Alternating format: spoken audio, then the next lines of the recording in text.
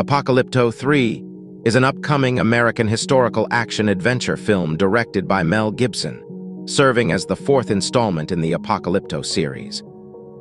Set several generations after the events of the original film, the story follows Jaguar Paw's descendants as they face the rise of new foreign invaders arriving on Mesoamerican shores.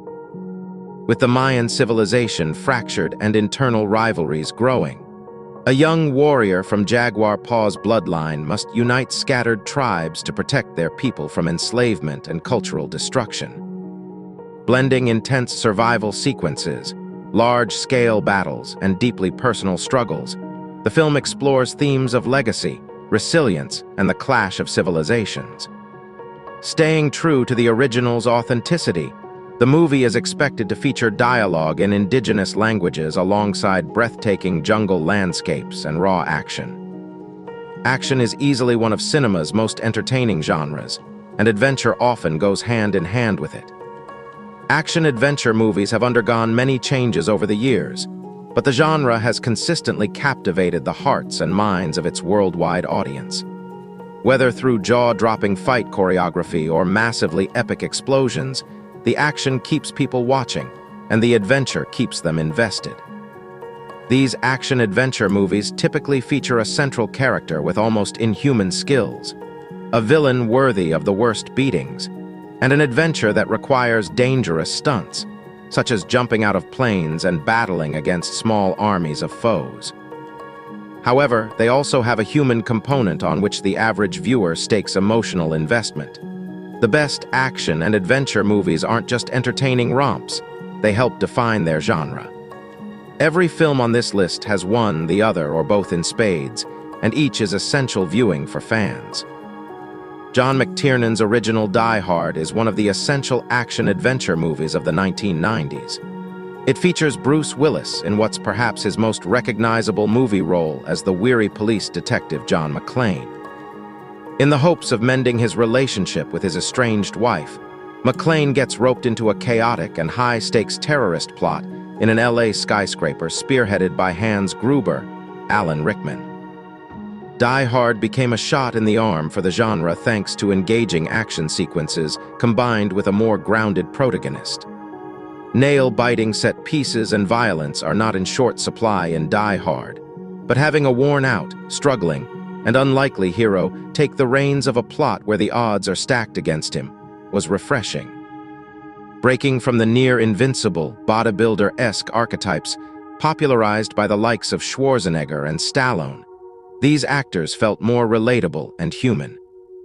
Likewise, the inadvertent hero premise used by Die Hard almost spawned an action subgenre in itself, with the likes of the 2024 Netflix original Carry On borrowing from the Willis-led action-adventure. RRR saw enormous success at the time of its release on Netflix. The second most expensive Indian blockbuster of all time, it follows a fictional story about two revolutionaries from opposing sides during the British Raj. They strike up a powerful friendship, unaware that they will eventually have to fight each other when the time comes. RRR is everything a good action-adventure movie needs to be. It delivers ambitious action sequences, from a man fighting an army alone with his bare hands to a duel between a warrior and a ferocious tiger, creates moments of nail-biting tension, and weaves multiple plot threads into an explosive conclusion. In addition, it makes for a great genre-bending experience, featuring memorable musical numbers and a touching love story as well. Hundreds of Beavers is the closest a live-action movie has come to translating the language of Golden Age cartoons to the big screen. Set in the 19th century, it follows a bankrupt Applejack salesman's quest to capture hundreds of beavers and win the hand of the woman he loves, the local merchant's daughter. It's a great mix of slapstick comedy with hints of dark humor and over-the-top action sequences that reach cartoonish extremes.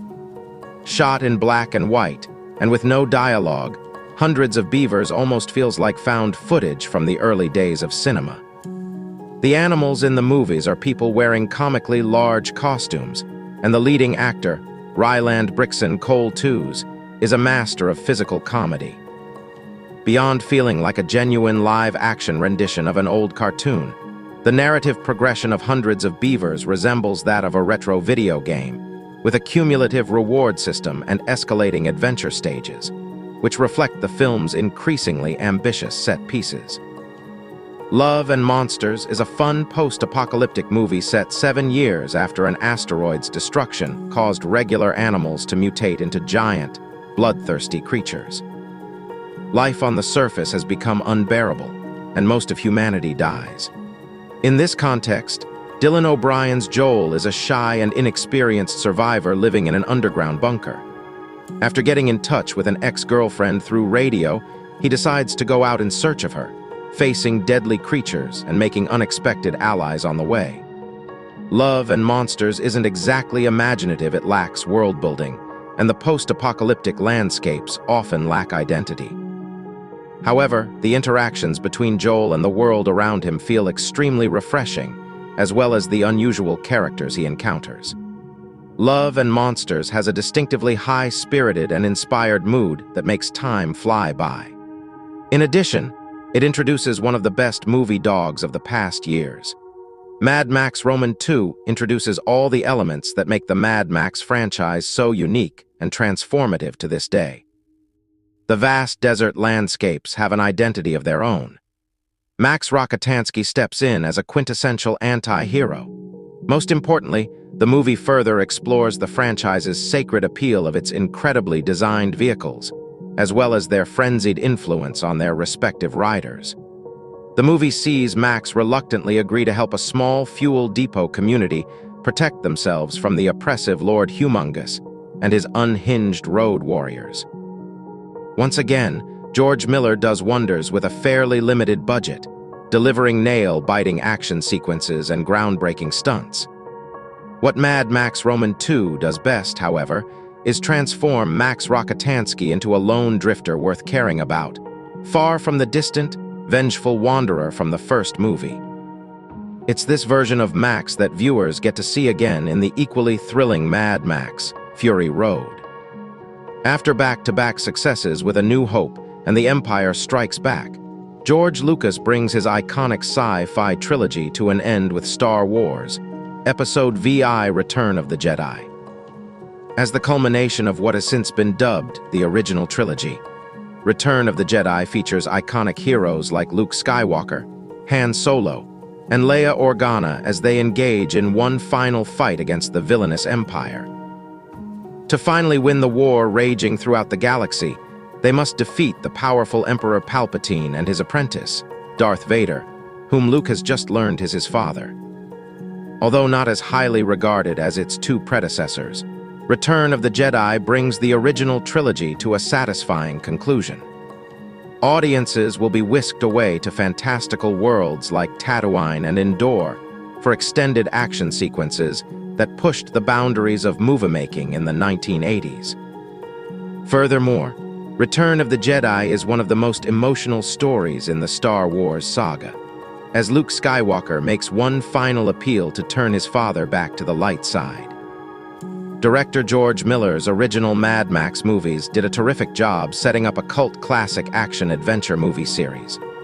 The aforementioned visuals and atmosphere created a solid foundation on which to build a world, and the series arguably reached a new peak with the modern reboot, Mad Max, Fury Road. After being kidnapped by the merciless Immortan Joe's desert gang, Max Rokitansky teams up with the former's lieutenant, Imperator Furiosa, who has a grand escape plan of her own. Furiosa intends to free Immortan Joe's slave wives and return to her homeland away from this desolate landscape. Mad Max, Fury Road is one of the best action-adventure movies of the 2010s, and certainly one of the most mechanically daring as well. The over-the-top vehicle designs, explosive set pieces, and pulse-pounding sound design make it hard not to be wildly entertained. But there's also a gritty, intriguing world being fleshed out despite the movie's limited dialogue, with Tom Hardy's Max and Charlize Theron's Furiosa demonstrating their own intensity. The Marvel Cinematic Universe is an unprecedented achievement in movie-making, weaving together dozens of films and hundreds of characters into one, mostly cohesive story. Avengers, Endgame is the crown jewel of the MCU, acting as the finale to the Infinity Saga, which at the time of the film's release had run for 11 years and consisted of 22 films. Endgame follows what remains of Earth's mightiest heroes as they rally to undo the carnage wrought by the mad Titan Thanos during the events of Avengers: Infinity War. To do so, they must embark on an action-packed adventure through time to gather the 6 Infinity Stones. Avengers: Endgame is, without question, one of the best superhero movies of all time. No movie before or since can match its long-form storytelling accomplishments, though Avengers: Secret Wars will try to replicate its success upon its release in 2027. The film unites various plot points across 22 films to deliver a surprisingly satisfying ending to a saga that ran for over a decade. Comic book fans and cinema enthusiasts will applaud this achievement's sheer size and scope, which may have changed movies forever. Frank Herbert's Dune has been adapted into live action before, but never truly soared until Denis Villeneuve boarded the 2021 adaptation. Split into 2 parts, the sci-fi novel comes to life on the big screen with Villeneuve's Dune, Part 1. The film follows the members of House Atreides as they take over the valuable spice mines of Arrakis, only to find themselves bombarded in a sneak attack by their enemies, the Harkonnens. Forced to flee into the desert, Paul Atreides vows revenge on the Harkonnens for the death of his father and the theft of his legacy. While some viewers may be bored by the film's long setup and political intrigue, Dune, Part 1 is an unparalleled cinematic experience. Those willing to endure the film's slow burn will not be disappointed by its dazzling visual effects and superb world-building. Furthermore, the film acts as a setup for its second part, released in 2024, that pushed the limits of the sci-fi genre in all the best ways, making the slow pacing of its predecessor worth every second of setup. Spider-Man: Across the Spider-Verse is an animated superhero film unlike anything viewers have seen. A sequel to the 2018 hit, Spider-Man: Into the Spider-Verse, this film sees Miles Morales embark on an even bigger adventure as he steps further into the multiverse.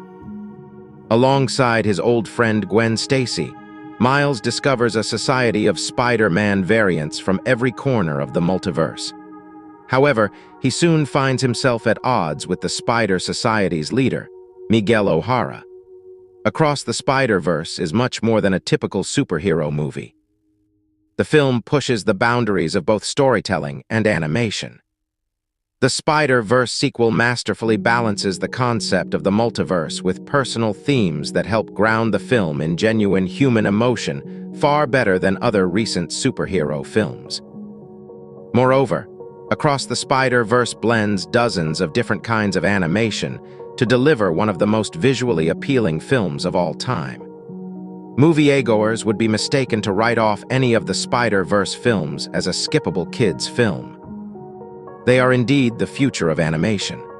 From legendary director Christopher Nolan, Interstellar is a 2014 sci-fi adventure film that follows Coop, a former test pilot grounded after NASA shuts down due to Earth's rampant food crisis. Forced to live in a dying world uninterested in exploring the vast cosmos beyond its atmosphere, Coop is elated when an underground remnant of NASA recruits him for a top-secret mission. Coop and a small team of astronauts take flight in a desperate attempt to discover a new homeworld for humanity, knowing that the Earth can no longer sustain them. However, the time distortion that comes with space travel threatens to separate Coop from his family on Earth for decades at a time. Interstellar does what all the best action-adventure films must do, grounding the high-stakes action in real human emotion. This emotionality is something that Nolan has mastered in his years of movie-making.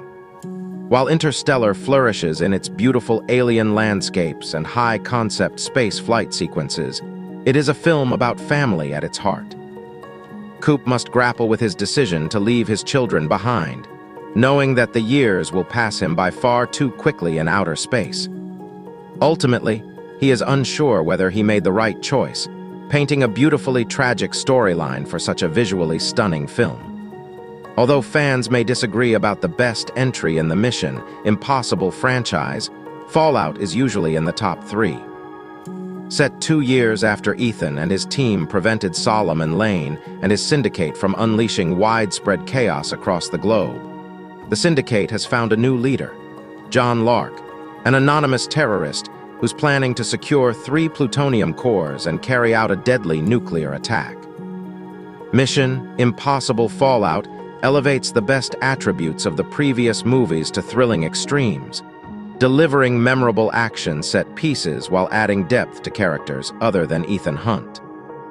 It also borrows welcoming hints of humor from entries like Mission Impossible Roman 2 and Ghost Protocol, making for a dynamic action-adventure movie that is never more lighthearted or grave than it needs to be. With James Cameron's Avatar franchise still lighting the box office alight and Avatar, Fire and Ash set to release in December, the director clearly still thrills audiences with his sci-fi action-adventure movies. His original Terminator remains an action-packed piece of Hollywood history worth revisiting even 40-plus years later. Set in 1984, Arnold Schwarzenegger plays the titular cyborg assassin sent back from 2029 at the behest of the tyrannical AI known as Skynet. Hellbent on completing his mission, the T-800 cybernetic killer is out to murder Sarah Connor, Linda Hamilton, before her future son becomes the key to humanity's survival. The Terminator's straightforward and effective premise is what's given the sci-fi action movie so much staying power over the decades. Schwarzenegger's most beloved film role is played with a ruthless sense of inevitability that perfectly maintains the story's tension. Gladiator is an epic 2000 sword and sandal film starring Russell Crowe as Maximus Decimus Meridius, a general in the Roman army under Emperor Marcus Aurelius. Maximus reluctantly agrees when he learns the emperor has selected him as his successor, although he prefers to retire to his farm with his family. When the emperor's son, Commodus, discovers Maximus has passed him in the succession line, he lashes out, ordering his men to murder Maximus. The general survives, and upon learning Roman soldiers murdered his son and wife, he embarks on a mission to kill the new emperor. 25 years after its release, Gladiator is still an iconic film. Audiences still flock to the classic Ridley Scott movie for its simple but compelling story and epic fight sequences. Hans Zimmer also delivers one of his best scores, playing perfectly in the movie's ancient Roman setting. The film inspired a sequel, Gladiator Roman 2, which hit theaters late last year and sets the stage for a potential continuation with possible additional installments. DreamWorks delves into the action-adventure genre with How to Train Your Dragon, a lovable animated film that depicts the unlikely friendship between a young Viking boy and a dragon. Hiccup and Toothless learn to trust one another despite their clan's mutual hatred for one another, proving to the world that they can overcome their differences. Together, the boy and his dragon drastically alter their respective societies, which manage to unite despite their animosity. Beautifully animated and well-written, How to Train Your Dragon is the quintessential DreamWorks movie that viewers of all ages can enjoy. The film features many dazzling action sequences, often set high above the clouds and featuring legions of intricately designed dragons of varying shapes, sizes, and colors. The film and its 2 sequels are also revered for their iconic musical scores by John Powell, who is able to accentuate both the trilogy's epic action and emotional core. Avatar is a 2009 sci-fi adventure film from visionary director James Cameron. The film follows a group of human colonialists who land on the planet Pandora, which the mighty Na'vi inhabits. These humans order soldier Jake Sully, Sam Worthington, to infiltrate the Na'vi, gain their trust, and learn the location of the precious mineral unobtainium. To do so, he places his consciousness into a recreation of a Na'vi body, allowing him better access to the native tribes. However, as he goes about his mission, Jake finds himself drawn to the Na'vi and wonders if his commanders are worth obeying. Though some have criticized Avatar for its by-the-numbers story, no one can deny the impact it had on modern cinema. The film revolutionized the special effects industry with groundbreaking CGI, bringing its fantasy world to life. Avatar eventually became the highest-grossing movie of all time, leading James Cameron to develop a long slate of sequels that began with Avatar: The Way of Water in 2022. The saga continues later this year with Avatar: Fire and Ash, with 2 additional sequels also in development, and more planned to carry the franchise well into the 2030s and beyond. A prequel to The Lord of the Rings, The Hobbit follows Bilbo Baggins as he embarks on an unexpected adventure across Middle-earth. Joining forces with Gandalf the Grey, a mysterious wizard, Thorin Oakenshield, a dwarf lord on a quest to reclaim his stolen kingdom, and a band of colorful dwarves, Bilbo travels across perilous lands to the kingdom of Erebor, where he faces off against a mighty dragon. The trilogy sets the stage for the events of The Lord of the Rings, showing how the ring again came to light after centuries of being lost to memory and time.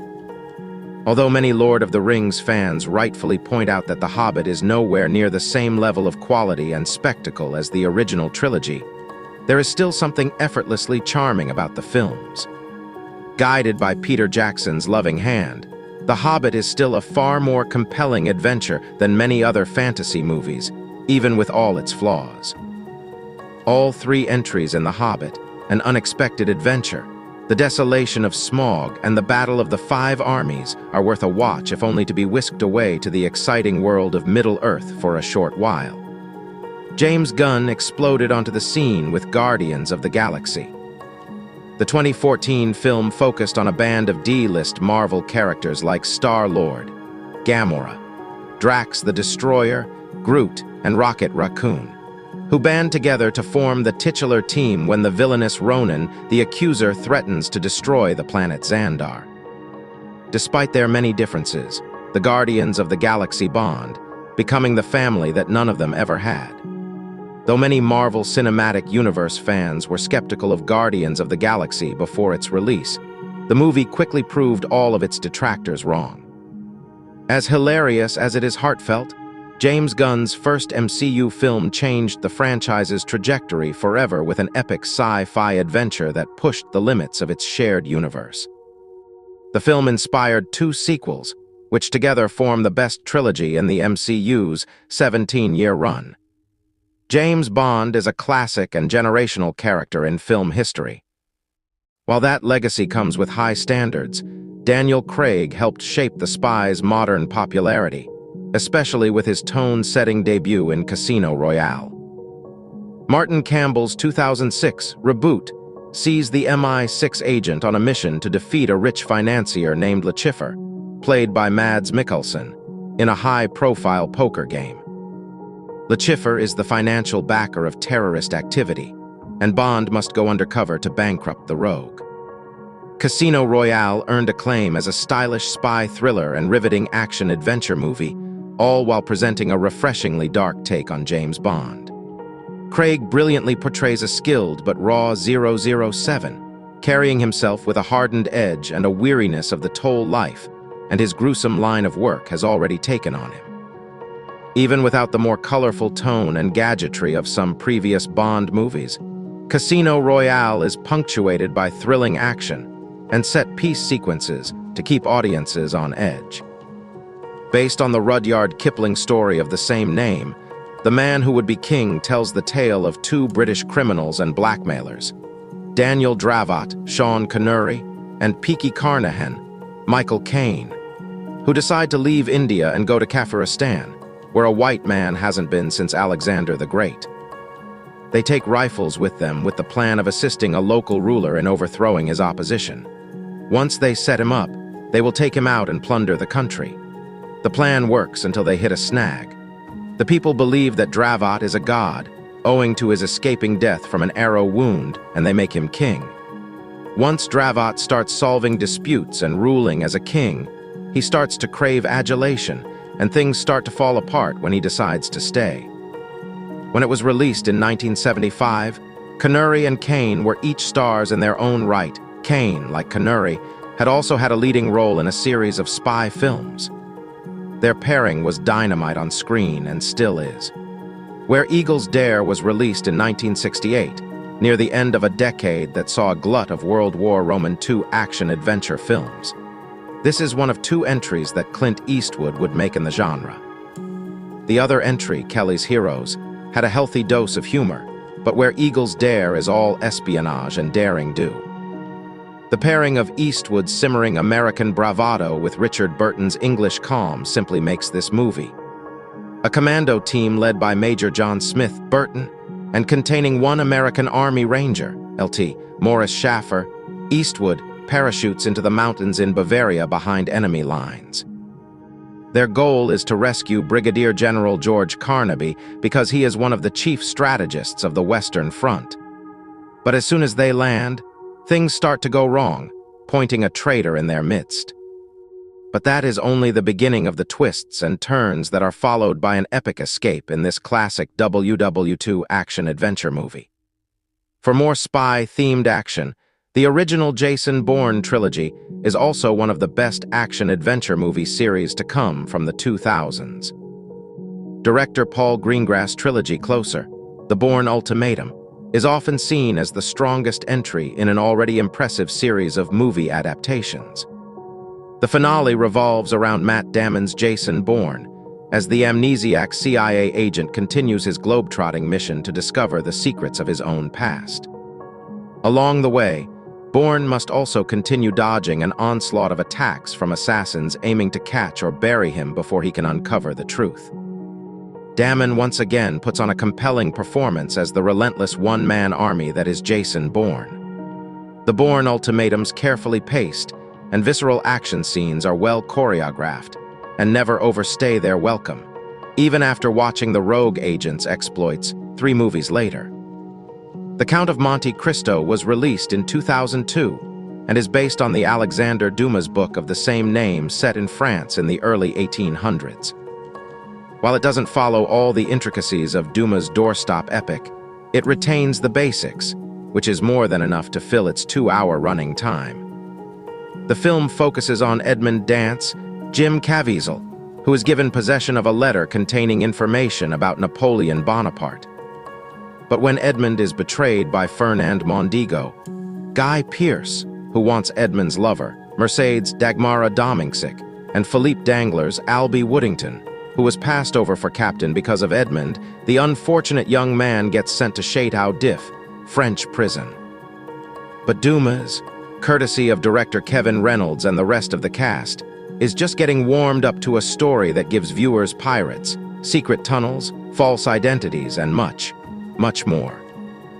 As a character, Zorro has been around since 1919 and left his indelible mark on pop culture.